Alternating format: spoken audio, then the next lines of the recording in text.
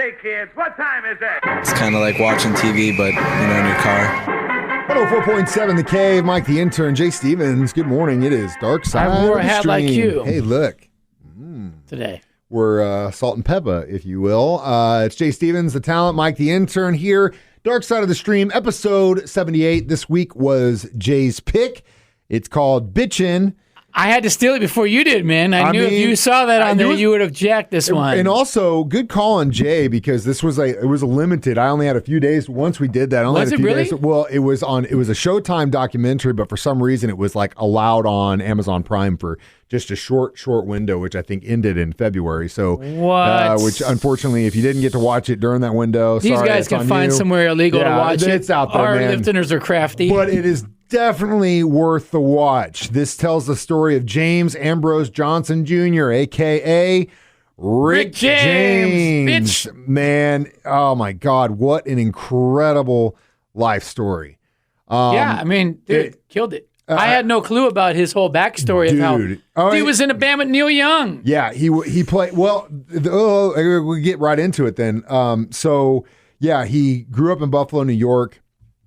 Inevitably gets drafted in I think the mid to early 60s. So he deserts, goes to Dips Toronto. out on that.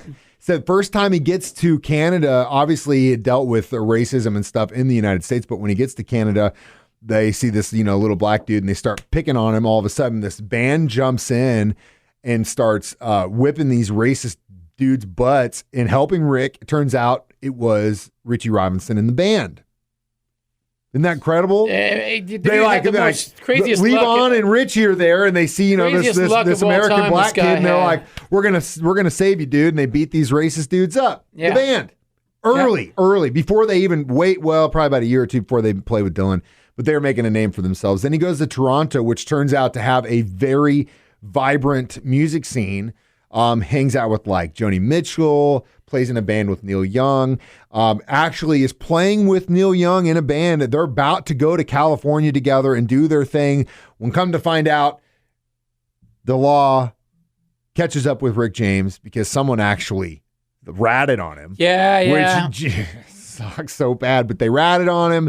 He gets sent to prison for a year. Neil and his partners go to California. They form Buffalo Springfield without him because obviously Rick's in prison. And then he gets out, goes to California, and then spends the next several years trying to figure out, I think he tried out for Buffalo Springfield. They were like, nah, it's not really our scene. He starts a couple of funk and rock groups in the late 60s and early 70s, don't do anything. Then he goes back to Buffalo, and he starts the very popular Stone City Band. And then he would become a producer for Motown and started working on other people's records. Man. It just, in that period of time, that's a lifetime. Well, yeah. And we haven't even started yet. Right, in that little period of time. Well, he was like a pioneer in saying, hey, man, rock and funk, go together. They should. They should go together. And everybody else. He absolutely did. And there are so many subgenres of rock. You got country rock. You got rock funk, like you mentioned, or punk funk, which is what Rick James would call it. But the other little note of, you know what? Let's do it as a tease.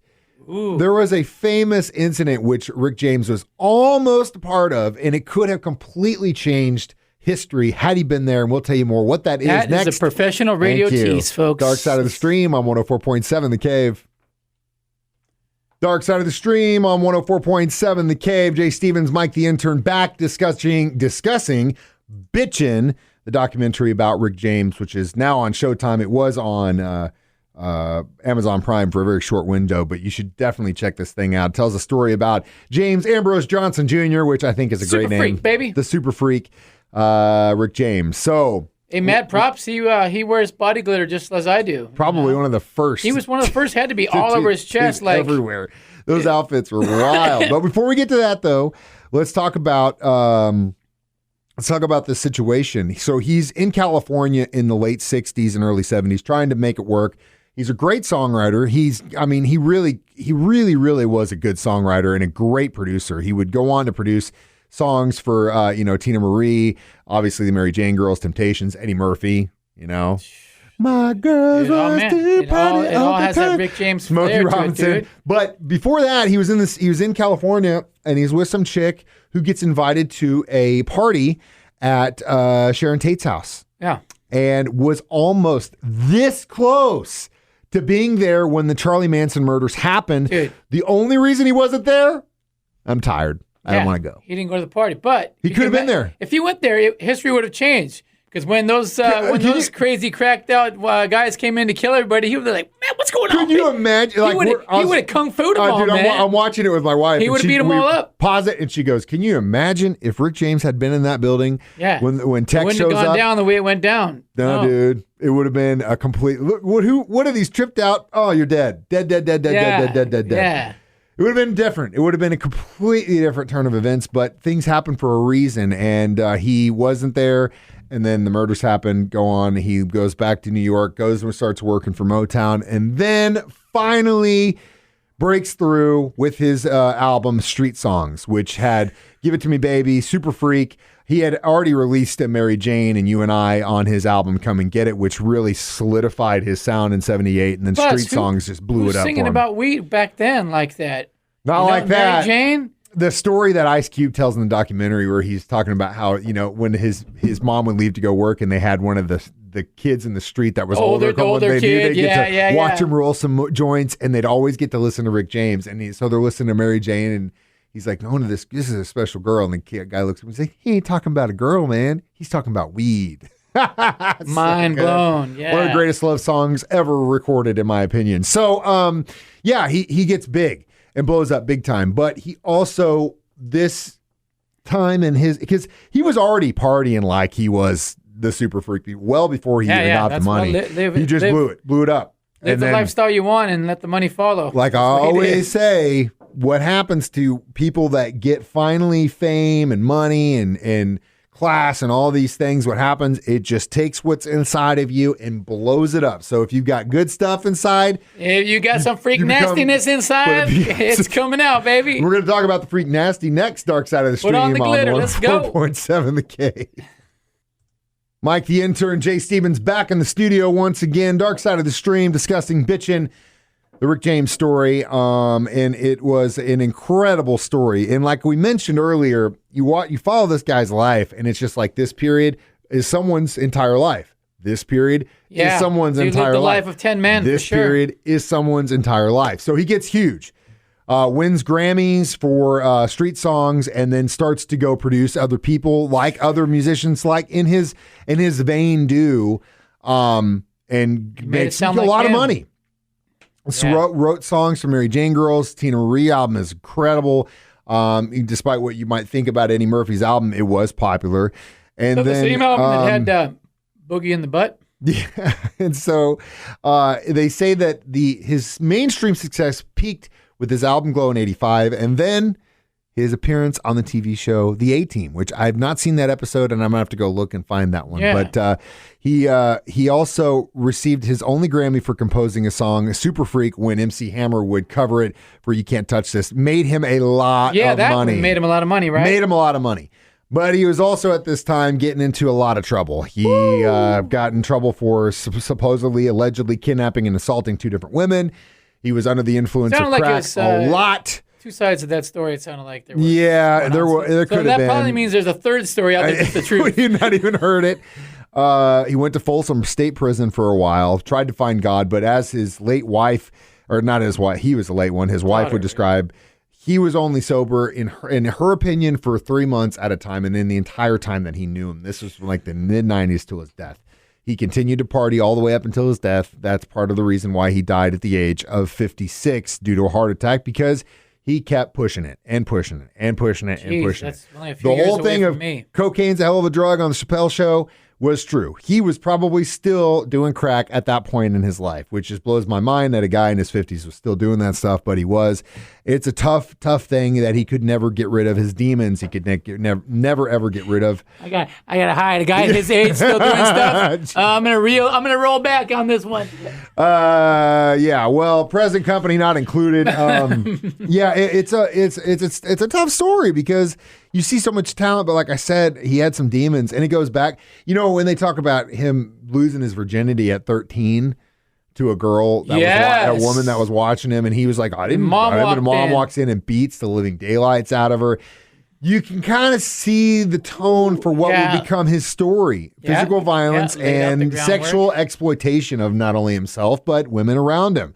If Rick James had come out today in the culture that we live in now, there would be no way people would let this fly. No, he wouldn't be able to do his shtick. Way at all, which is crazy. But things change. It's different times, man. And maybe he would be singing about something else. I don't know, but we'll discuss our reviews. Dark Side of the Stream next. It's Bitchin' on 104.7 The Cave. 104.7 The Cave. Mike the Intern, Jay Stevens back in the studio one more time to discuss Bitchin', the story of Rick James. Before we go into this, I remember... The sound and fury of Rick James. Sorry. The sound and fury of Rick James. Bitchin's a word that's not used that much anymore. It's No, a it good should word. be. It is a good word. It's kind of like when I started... Bob Bitchin. I feel like Bitchin' and rad, they're great words, but people are starting to bring them back and they're overusing them again. Are they overusing them? I guess I don't hang with that crap. No, you can't overuse these things. You got to just use them when you got to sprinkle them in. They're spices. You can't just pour a bunch of cinnamon in there and just be like, oh, it's great. Got a little bit of cinnamon, a little bit of sugar, maybe even a little bit of salt. Spread them out. Adjectives are the spices of language. Anyway, that's your English lesson today. We're discussing Bitchin', the sound and fury of Rick James. Excuse me. I remember when those Rick James episodes came out, right? In Chappelle's show, I was still in high school. I didn't watch College. those when they came out. I missed that bus, but I was very familiar with them. I'm Rick James. Yeah, oh, dude, huge. And you go to school the next day and you talk about it. Everyone would talk about it, and they would just be dying. Now, a lot of the guys he was with in the Stone City Band didn't like that stuff because they felt like they turned him into a caricature. And if you look at what the guy was doing. Yeah, there goes my camera. If you look at what the guy was doing, musically, he was unbelievably talented, brilliant, but it's hard to, when you create that persona, to get away from it. Oh, tell me about it. Hello, you're sitting next to one. You're sitting next to one right now. You can't. It's hard. Yeah, you can't be that persona. That's you got to be. You had to be Rick James, and unfortunately, that's what ended up killing him. So, how many crack rocks would you give this documentary, Jay?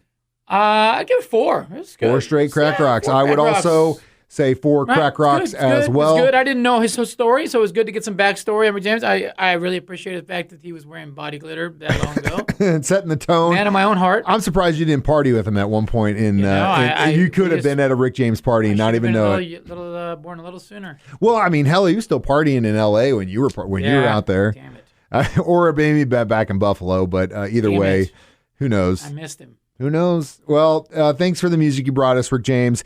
And as always, you can stream these online, 1047thecave.com. Wait, what's your pick, Mike? Oh, yeah. I said, yeah. That's why they pay me the medium bucks right there, guys. Keeping the ship on the sea. My pick is a new documentary on Netflix. It's called Worst Neighbors Ever. And it's a series. Worst Roommates, excuse me. Worst Roommates. The preview. All right. Yeah, Worst Roommates Ever. And it tells a bunch of different stories about some awful roommates who ended up killing some people, and I couldn't imagine having a roommate nowadays. Dude, we're going to talk about some nasty roommates in our past. That's what we like to do. Oh, in our past? In our past. We're going to get some dirt going. It's Dark Side of the Stream. Again, streaming online, 1047thecave.com. On our 104.7 The Cave app. Watch it live on Facebook every Thursday, 9 a.m. I'm Mike the Intern. This is Jay Stevens saying, we watch movies documentaries so you don't have to. It's Dark Side of the Stream on 104.7 The Cave.